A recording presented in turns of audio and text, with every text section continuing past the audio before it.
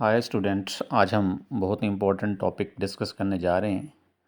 The topic name is protein. आज का जो हमारा लेक्चर है उसमें हम सबसे पहले डिस्कस करेंगे प्रोटीन की डेफिनेशंस को, फिर हम डिस्कस करेंगे प्रोटीन्स के लेवल्स को। Next we will see about functions of proteins. तो आज का जो लेक्चर है वो बहुत ज़्यादा इम्पोर्टेंट है एग्जामिनेशन पॉइंट ऑफ व्यू के लिहाज से। फर्स्ट ऑफ ऑल हम डिफ़ाइन करते हैं कि व्हाट आर प्रोटीन। प्रोटीन को डिफ़ाइन करने से पहले हमने इसकी थोड़ी सी हिस्ट्री देखनी है कि पुराने ज़माने के अंदर जो प्रोटीन का वर्ड था ये ड्राइव किया गया था एक वर्ड से। That word is known as proteios, जिसका मतलब था फर्स्ट रैंक। फर्स्ट रैंक से मुराद यहाँ पे ये है कि प्रोटीन जो है ये फर्स्ट इम्पोर्टेंट कंपाउंड है फॉर ऑर्गेनिज्म, या आप ये कह लें कि प्रोटीन जो है ये मोस्ट इम्पोर्टेंट या प्राइम इम्पोर्टेंट कंपाउंड है फॉर एनी ऑर्गेनिज्म। जो वर्ड प्रोटीन था ये सबसे पहले एक साइंटिस्ट था जिसका नाम था जे बर्ज़िलस।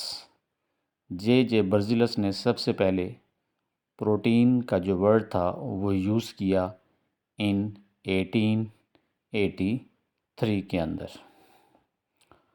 प्रोटीन जो है चूँकि इनको प्राइम इम्पोर्टेंट कंपाउंड कहा जाता है, तो नंबर 2 आपने याद रखना है कि मोस्ट अबंडेंट ऑर्गेनिक कंपाउंड है in living organism. Living organism के अंदर और भी ऑर्गेनिक कंपाउंड है लाइक कार्बोहाइड्रेट, लिपिड्स। उनमें जो सबसे अबंडेंट हैं, सबसे ज़्यादा पाए जाने वाले कंपाउंड हैं वो प्रोटीन है। ये एमसीक्यूज़ के अंदर आ जाता है कि मोस्ट अबंडेंट ऑर्गेनिक कंपाउंड इस, तो आपने याद रखना है वो प्रोटीन है।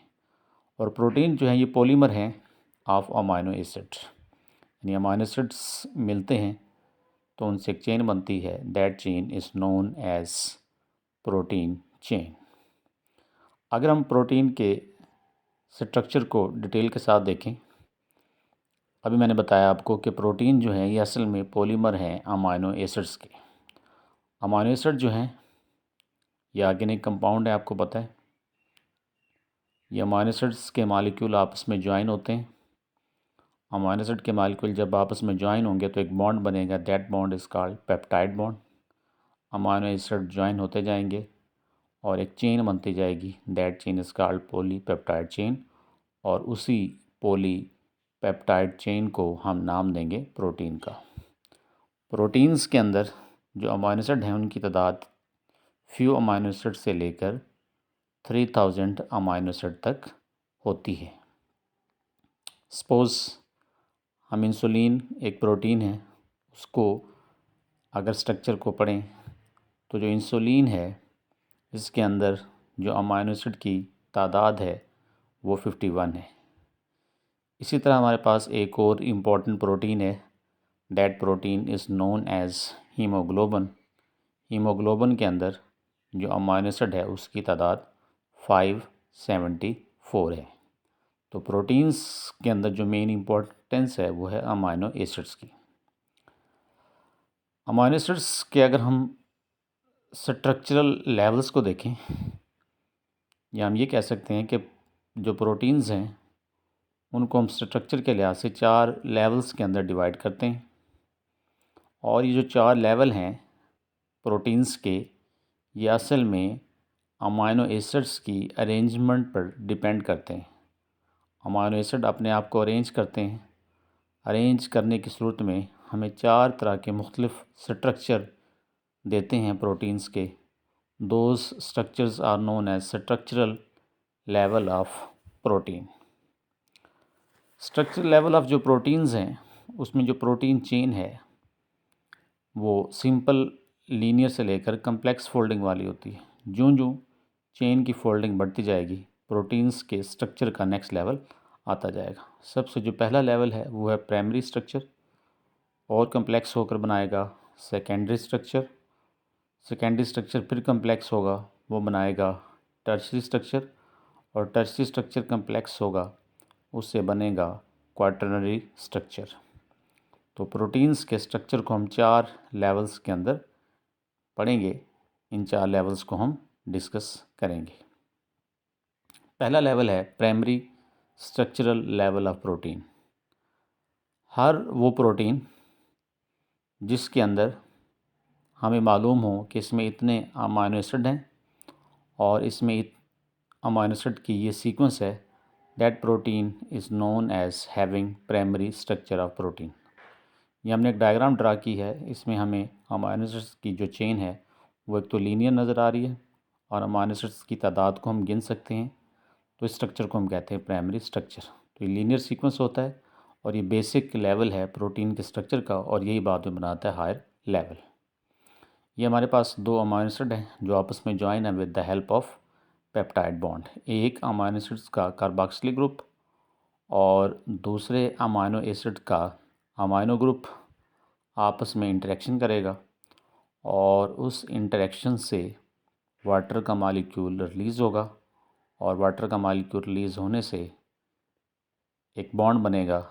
That bond is known as peptide bond. Amino acid आते जाएंगे, पेप्टाइड बॉन्ड बनाते जाएंगे और एक चेन बनती जाएगी। प्राइमरी स्ट्रक्चर के अंदर हमारे पास दो प्रोटीन है, एक इंसुलिन है जिसमें दो चेन है, एक चेन में 21 अमाइनो एसिड है और जो दूसरी चेन है उसके अंदर 30 अमाइनो एसिड है। तो इंसुलिन के पास प्राइमरी स्ट्रक्चर है। इस तरह हीमोग्लोबिन जो है इसके पास टोटल 4 चेन आपको नज़र आ रही हैं, 2 येलो और 2 पिंक। हर दो जो चेन हैं उनमें से 2 चेन को हम कहते हैं अल्फ़ा और 2 को हम कहते हैं बीटा। तो आपने याद रखना है कि जो अल्फ़ा चेन है उसमें अमाइनो एसिड की तादाद 141 है, 141 वाली 2 चेन है, और इसी तरह जो हमारे पास बीटा चेन है उसके पास 146 अमाइनो एसिड है। तो टोटल हमारे पास 574 अमाइनो एसिड है। अब यही प्राइमरी स्ट्रक्चर जो है ये बाद में फोल्ड होगा, उससे एक नया स्ट्रक्चर बन जाएगा। That new structure is known as secondary structure. ये आपको प्राइमरी स्ट्रक्चर नज़र आ रहा है। ये प्राइमरी स्ट्रक्चर लीनियर था, स्ट्रेट था, सिंपल था। इसने बाद में अपने आप को फोल्ड किया। तो ये जो फोल्डिंग है ये आपको डायग्राम के अंदर नज़र आ रही है, दो तरह की है। एक फोल्डिंग ऐसी है जो लाइक के हेलिक्स है, या आप ये कह लें कि हेलिकल है, that is called alpha helix structure. और एक स्ट्रक्चर ऐसा है जिसमें जो प्राइमरी स्ट्रक्चर है प्रोटीन का वो अपने आप को इस तरह फोल्ड करेगा कि उसकी जो अपीयरेंस है वो लाइक ए शीट हो जाएगी। जिस तरह हम बहुत सारी स्ट्रेट परत कागज़ के आपस में एक दूसरे के ऊपर रखें तो शीट बन जाती है, इसी तरह प्रोटीन की चेन भी अपने आप को इस तरह फोल्ड करेगी कि वो शीट बना देगी। सेकेंडरी स्ट्रक्चर की दो शेप हैं, हेलिक्स और बीटा प्लेटेड शीट। नेक्स्ट जो है सेकेंडरी स्ट्रक्चर अपने आप को अरेंज करेगा और उसकी अरेंजमेंट से एक नया स्ट्रक्चर बनेगा। That new structure is known as tertiary structure. इसको समझने के लिए हम एग्जांपल लेते हैं एक टेलीफोन की तार की। एक स्ट्रेट कॉर्ड है, वो प्राइमरी स्ट्रक्चर है, उसमें थोड़े से बल आए वो सेकेंडरी बन गया, और उस बल को हमने एक गुच्छे की शक्ल में रख दिया तो बन गया टर्शियरी। यानी पॉलीपेप्टाइड चेन जब बहुत ज़्यादा फोल्ड हो जाती है तो फोल्ड होने के बाद वो बनाती है टर्शियरी स्ट्रक्चर। सेकेंडरी स्ट्रक्चर जब फोल्ड होता है, अभी हमने डिस्कस किया था, उससे बनता है टर्शियरी स्ट्रक्चर। अगर हम इसकी डायग्राम ड्रा करें तो डायग्राम के अंदर सबसे पहले आपको स्ट्रेट चेन नज़र आ रही है, उसने फोल्ड होकर बनाया सेकेंडरी, और सेकेंडरी ने फिर फोल्ड होकर बनाया एक और structure. That structure is known as tertiary structure. Tertiary structure जो लाइक के बॉल है, इसको आपस में पकड़ने के लिए, इसको होल्ड करने के लिए इसमें हाइड्रोजन बॉन्ड होते हैं, इसके अंदर आयनिक बॉन्ड होते हैं, और सबसे इम्पॉर्टेंट दो इंटरेक्शन इसके अंदर होते हैं। उन इंटरेक्शंस को हम कहते हैं हाइड्रोफोबिक इंटरेक्शन, और एक को हम नाम देते हैं हाइड्रोफिलिक इंटरेक्शन। हाइड्रोफोबिक इंटरेक्शन असल में ये ऐसा इंटरेक्शन है जिसमें प्रोटीन्स के मॉलिक्यूल वाटर को रिपेल करते हैं, और हाइड्रोफिलिक जो है ये पोलर इंटरेक्शन है जिसमें वाटर के मॉलिक्यूल अट्रैक्ट होते हैं। इस तरह एज ए होल एक अट्रैक्टिव फोर्स डेवलप हो जाती है प्रोटीन की चेन के अंदर, जो प्रोटीन के टर्शियरी स्ट्रक्चर को मेंटेन रखती है। तो प्राइमरी, सेकेंडरी और टर्शियरी स्ट्रक्चर जब बन जाता है तो उसकी होल्डिंग में इन फोर्सेस का बड़ा रोल होता है। नेक्स्ट हम डिस्कस करें क्वाटरनरी स्ट्रक्चर। क्वार्टरनरी स्ट्रक्चर के अंदर आपने याद रखना है कि इसमें प्रोटीन की एक से ज़्यादा चेन होती हैं। बाकी सब में एक एक चेन थी, लेकिन क्वार्टरनरी के अंदर आपको बहुत सारी चेन नज़र आएंगी और ये चेन बाद में एग्रीगेट हो जाएंगी, इकट्ठी हो जाएंगी, तो एज ए होल एक कम्पैक्ट स्ट्रक्चर बनेगा। That compact structure is known as quaternary structure. आपको डायग्राम के अंदर ये 4 चेन नज़र आ रही हैं, ये 4 चेन मिलकर बना रही हैं क्वार्टरनरी स्ट्रक्चर। नेक्स्ट स्टूडेंट, फिर हम प्रोटीन के स्ट्रक्चर को डिवाइड करते हैं मज़ीद 2 और लेवल्स के अंदर। वो शेप की बुनियाद पे फिब्रस और ग्लोबुलर। जो फिब्रस प्रोटीन है फाइबर लाइक हैं, ग्लोबुलर स्फेरिकल है। फिब्रस के अंदर सेकेंडरी स्ट्रक्चर इंपॉर्टेंट है, ग्लोबुलर के अंदर क्वार्टरनरी स्ट्रक्चर इंपॉर्टेंट है। फिब्रस प्रोटीन का रोल स्ट्रक्चर वाला है, स्ट्रक्चर बनाती हैं, और ग्लोबुलर जो प्रोटीन है उनका स्ट्रक्चर, उनका जो रोल है वो फंक्शनल है, क्योंकि वो फंक्शंस परफॉर्म करती हैं। फिब्रस प्रोटीन मोस्टली इनसॉल्युबल हैं इन वाटर के अंदर, और ग्लोबुलर प्रोटीन जो हैं ये वाटर सॉल्युबल होती हैं। फिब्रस प्रोटीन टेम्परेचर स्टेबल हैं, एक्सटर्नल फैक्टर्स इतने ज़्यादा इनको अफेक्ट नहीं करते, लेकिन ग्लोबुलर प्रोटीन कंडीशन के चेंज होने से डीनेचर हो जाती हैं। अगर हम इनके डायग्राम ड्रा करें, फिब्रस प्रोटीन आपको नज़र आ रही है, ये लाइक के फाइबर्स हैं, और ग्लोबुलर प्रोटीन में चेन ग्लो बना लेती हैं, ग्लोबुलर हैं। फिब्रस प्रोटीन के एग्जांपल सिल्क फाइबर है, केराटिन है जो नेल हेयर में होती है, एक्टिन और फिब्रिन है, जब ग्लोबुलर में हमारे पास एंटीबॉडीज़ और हीमोग्लोबिन है। अगर हम प्रोटीन के फंक्शंस की बात करें तो पहला फंक्शन प्रोटीन्स का वो स्ट्रक्चर का होता है, स्ट्रक्चर बनाती है। मसलन चैनल प्रोटीन है, कोलेजन है जो कार्टिलेज में होती है, केराटिन है जो हेयर और नेल में जो स्ट्रक्चर बना रही हैं।